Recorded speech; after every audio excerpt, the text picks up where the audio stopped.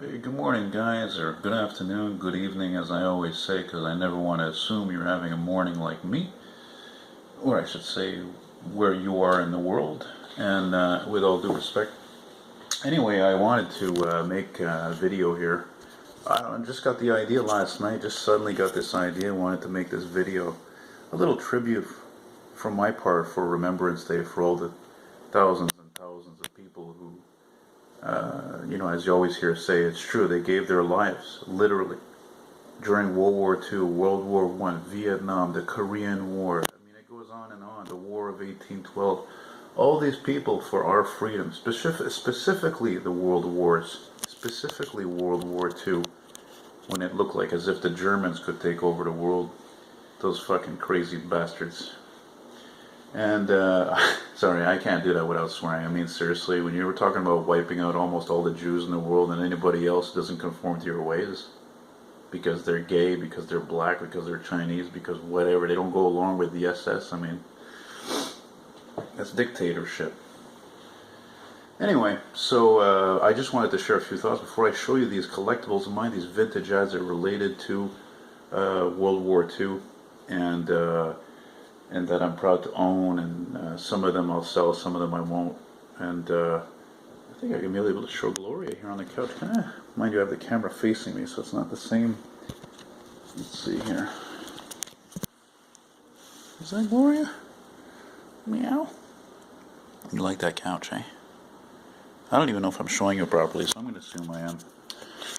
Anyway, so from my little humble abode here in Montreal, Quebec, from my little humble abode here in Montreal, Quebec, without further ado, oh yeah, that's right, before I actually wanted to show you these vintage ads as my dedication to mostly the men and even women who served in World War II and other wars, who literally gave their lives, some of them, for our freedom. I wanted to just touch on like how both my grandfathers actually didn't go off to World War II. My father's father, my grandfather Mervyn McFall, he was stationed with the RCAF, the Royal Canadian Air Force, in Rimouski. And I think I just saw a big ass fly just go by me. That's weird. Maybe it was an orb. Anyway, he never got to. Luckily for him, in a way, actually, in a sense, because he never. I don't know. I think he had an honorary discharge. He had some infection or something, so he couldn't go off to Europe or Japan or whatever, and so he stayed here. So, matter of fact, if he had gone overseas, there's a good chance he could have been killed, and I wouldn't have been born. Let alone my father and my uncles and aunt, cousins. And on my mother's side, my grandfather, my grandpapa, Raoul Roy, who I inherited my eyesight from exactly. And some people think I'm a spitting image of him. I can't hold the phone that way, it seems. Why is that? Why is my finger blocking that? Anyway, he obviously never. Sorry, I'm just trying to get the right lighting here, eh? He never went to war because of his eyesight. He didn't conform to it all. So that's interesting. You know, like a lot of people, most people I think who had grandparents that served in WW2, you would think so, but not everybody, because there's obviously some sort of things happen. Things happen. They can't join the army, or they're in the army and they have to be let go, like a job. You know, it's like me who couldn't finish this stupid fucking job. In a way, it's not stupid, but the company, because of a technicality, because of my sight, Anyway, without further ado, since I'm rambling on, I probably forgot to mention something, but whatever. I guess also this video is also, and what I'm going to show you is also to help not forget these people. And the ones that are in their 90s right now, the guys that are like in their 90s right now, or 100 even, who served in World War II. And as I heard on CBC radio, that's when I wanted to mention, man, that was a very touching memorial on Capitol Hill there in Ottawa not long ago. I don't know, it's probably 11:30 right now, at 11 o'clock, and it was very moving, the words and the cannons exploding, and they mentioned afterwards that, there were a lot of suicides unfortunately resulted when some of these soldiers came home. They just couldn't handle it. They just mentally were not able to, understandably, because they had seen so many fucking horrific things we can't even fathom. And as a matter of fact, I wanted to say also that's the thing. You know, we've become such in many ways a very tolerant but weak society because we haven't had to go through what, as they say, our forefathers, you know, our grandparents or great grandparents, and like for example the Depression, you know, stuff like that. Oh, my coffee. Watch me take a swig of coffee. Yeah. Anyway, so without further ado, now I'm going to show you my beloved World War II related ads. Thinking it's not easy, you know, to start recording this again. It's not easy to actually film yourself with the camera looking at you, mirroring your image. I noticed when I was filming, I was like, shit, I had the overhead light above me. It wasn't easy, but I think it looked good. From what I saw, it looked pretty good. Okay, this is not the best way to show these ads, but hey, I thought it was a smart way instead of going like page by page, because it's quicker this way and it looks more impressive this way as well. And quite frankly, since I am showing you these ads, also to mention to my friend down in New Hampshire, you know who you are. You bought, my friend Jack there, he bought a bunch of ads for me recently, vintage truck ads. This is how it looks like in his case and a lot of other people who wanted to see what other kind of wares I had related to what they're interested in. So let's say you like vintage Hondas. Well, I will fucking pull out the file and put about as many, if not more ads like that on the floor altogether. Take a few pictures, and then they really get a bigger scope of it all and the condition and everything. So these ads are from 1939. I think they're almost all from 1939 to 45. And a couple exceptions. This little guy here is actually from a book I sold recently for peanuts. It was I think a 1980 book on World War II in French, like day by day. I had this picture here. Actually, I'll translate it because, yeah, the book was in French. So it says, the 6th of February 1941, British assault vehicles enter Benghazi. Units that were armored circled around Benghazi. Yeah. Anyway, you get the gist of it. I thought I should include that. This is an interesting ad here. I don't know what year, I don't know. I really looked at it closely. My friend Randy, who I got almost all of these ads from, he usually writes them in the back. But anyway, you can see for yourself what it says.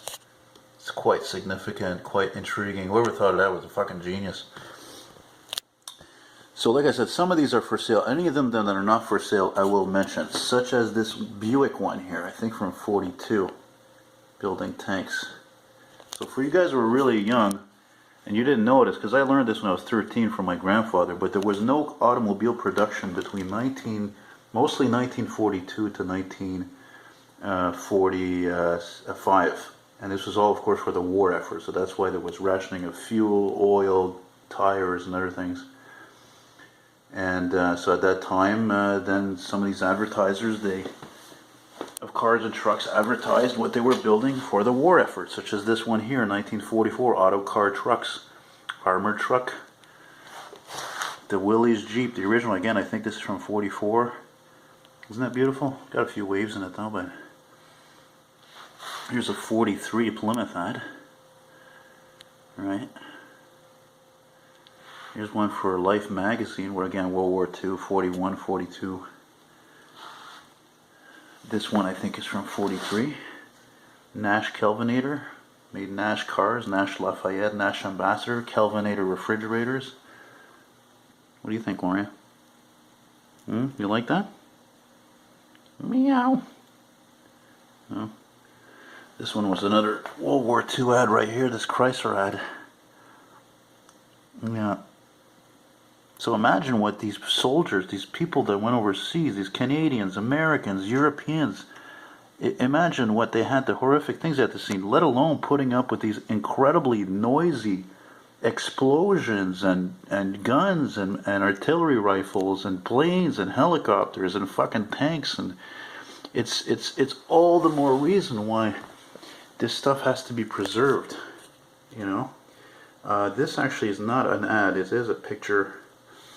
I think it's from 1943. It's on an aircraft carrier. Consolidated Air, check that out, eh? How do you like that? God, I can't remember, what was this called? The Liberator, yeah. Transport plane, Air Force. Look at that, international trucks. I think this is 39, 40.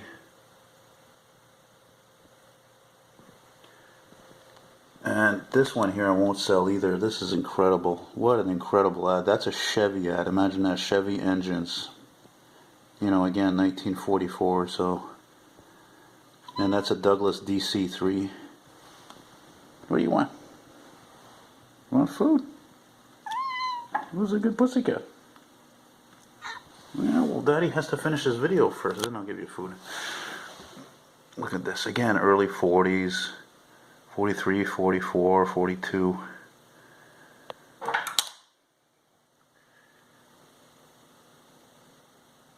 There's a Studebaker ad. No, don't come over here. Stay there. Don't fucking come here. Gloria, Christ. Here's another one I won't sell. This one and the one on the left of it. Don't make me, Gloria, put you in my room there. Yeah, now she does. All she wants is food there. That's all she's thinking about now. Come interrupt my shit, pussycat. Look at that. Is that incredible or what? Incredible.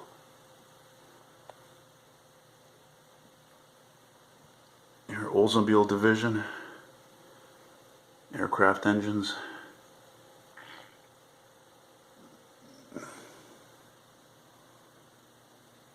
Company Fisher that made the bodies for GM cars.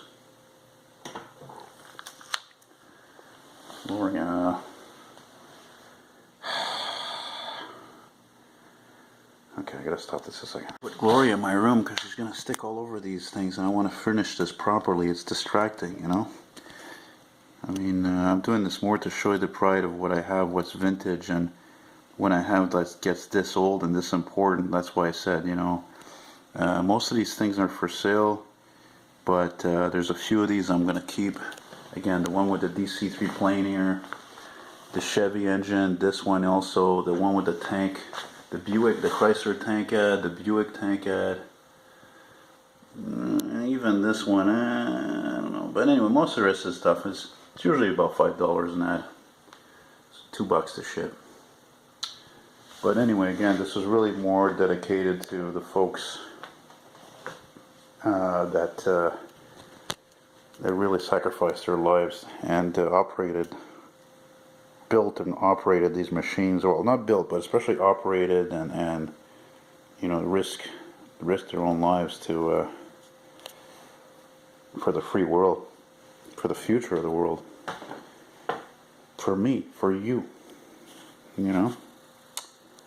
But this goes to show you that it's important to remember history and to preserve it if it's possible.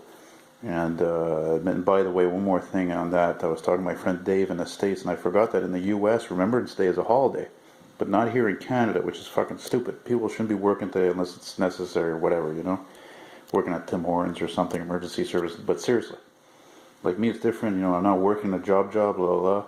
But like seriously, this is you know, again, it's. I mean, World War II alone is like, it's a mind-boggling, dark time, you know, and people who didn't have to go over there in Europe and Japan, I mean, you know, they were lucky, I guess.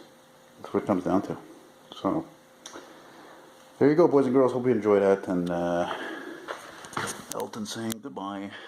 And I appreciate your comments. And your comments, and by the way, about anybody of your grandparents or, you know, great grandparents that served. Thanks for watching. Bye.